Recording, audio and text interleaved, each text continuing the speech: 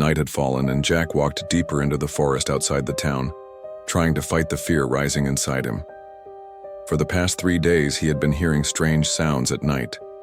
They were so peculiar and terrifying that even during the day, he could still feel their echoes in his ears.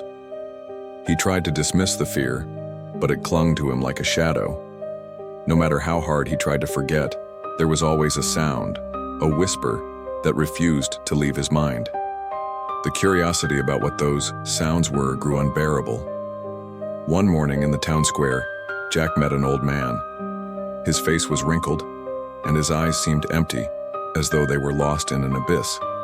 There was something in his gaze, but Jack couldn't figure out what it was. Suddenly, the man looked straight into Jack's eyes and said, "If you hear one more sound," he warned, "everything will end. But be careful. When you hear it, never turn around." The words of the old man echoed in Jack's mind long after their conversation ended, but he couldn't understand what the man meant. Trying to shake off the warning, he returned to his usual life in the town, attempting to forget about it all. However, that night everything changed. As Jack lay in bed trying to sleep, he heard the strange whisper once again. This time it was different, almost as if someone was calling his name.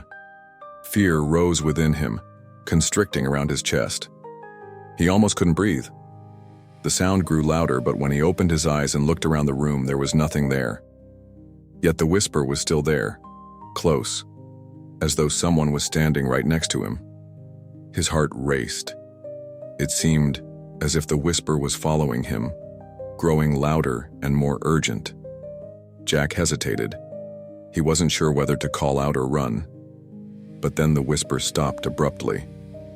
A deep silence enveloped the room.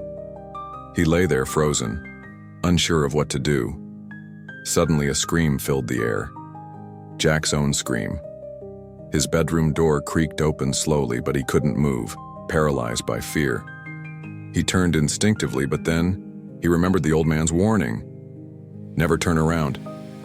He took one more step forward, then heard the sound cut off entirely.